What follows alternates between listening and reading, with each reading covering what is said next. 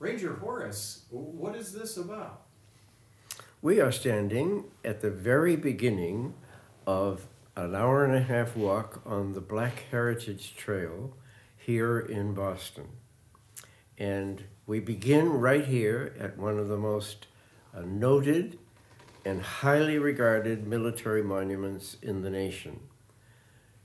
This monument, erected in 1897 to the 54th Regiment and Colonel Robert Gould Shaw, recruited here in Boston in 1863, or beginning in Boston, to fight on the side of the Union during the Civil War. Well, I want to emphasize a really amazing thing about the history of the Civil War and how quickly we got there as a nation. And this site is going to present me with an opportunity to point out 2 or 3 things about that.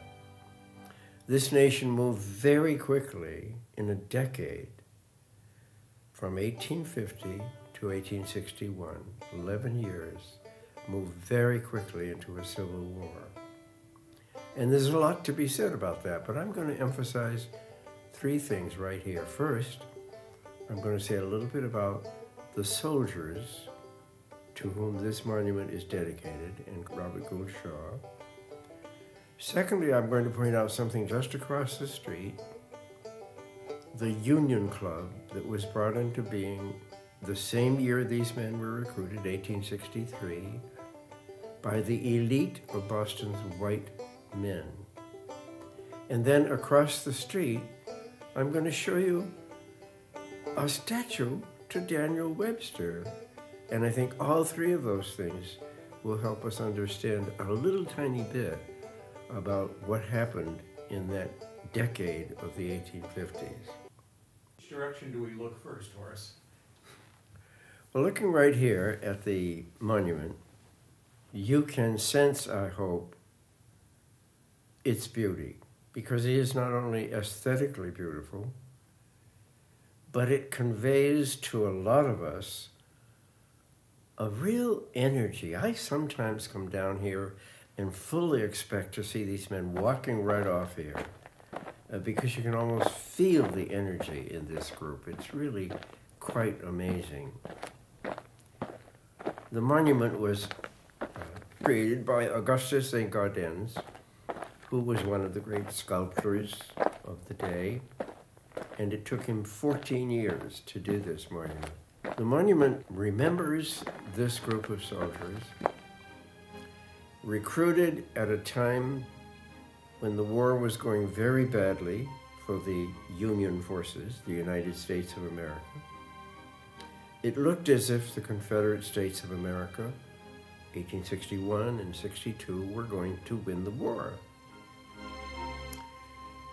There was a lot of discussion about whether or not to recruit blacks. We need troops, why don't we? But there were a lot of people who said, no, don't recruit blacks. You can't train them. They won't be disciplined. Besides, if you put arms in their hands, they might rebel. On the opposite side, often led by abolitionists, were people who said, no, we need troops, recruit black troops. And one of the leaders of that group was the governor of Massachusetts, John Andrew. A couple of confiscation laws were passed, and Lincoln putting a few sentences into the Emancipation Proclamation. The governor had the right to start the process of recruiting, and they did. They recruited 1,200 men to this unit, the 2nd 55th Regiment, a smaller cavalry group. It's really amazing. But you look at these men, and I find it really interesting to just lift up what we know about them and their motives. When they were recruited, it was done carefully because they wanted to be sure they were physically able.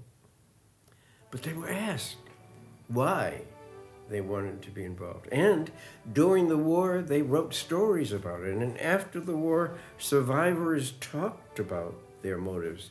And it's very clear there were 2 motives. One, they wanted to prove their right to be full citizens. Most of these men, by the way, had never been enslaved. 4/5 of them had never been enslaved. But second motive wanted to make sure that their still enslaved brothers and sisters were free. So two motives. If I can fight for the nation, why can't I have full citizenship rights? And I want my brothers and sisters to be free. Two very clear motives. The monument is not about the major battle in which they fought in the harbor of Charleston, South Carolina, on Morris Island at Fort Wagner. It is not about the attack. Most people think it is. It is not. It is about the day in May when the men paraded right by here, going out of the city to the war. And we know it's about that day for two reasons. One, up over the top, you will see a series of stars. And there's one star there for every state which was a part of the Union when they paraded out of here in May. By the time they attacked Fort Wagner in July, there was another state added, West Virginia. So we know it's about the parade. We also know it's about the parade because the colonel is on a horse. Now, in the attack on Fort Wagner, he was running on the ground. It would have been really dumb for him to put himself above all the others on a horse. That would have been stupid. But the sculptor had always wanted to do a horse and rider monument. He never had a chance. And that was his intent. But the Shaw parents said, no, we're proud of our son because he died with the men. You've got to show the men. Well, he did that. But he also wanted that horse and rider, and when he did it on the parade, he could put him on a horse.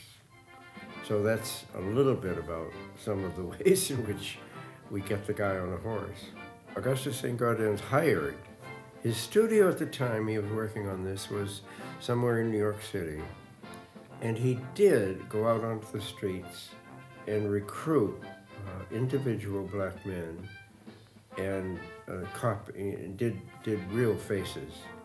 And so you can see the African-American features. And that's one thing that tells us, even if you didn't know anything else about the monument, that these are African-American men. And that was really quite unusual in those days. I promised that I would say something else about these other things here other than the monument. And so I want you to look right over here on Park Street, and you will see there a brick building.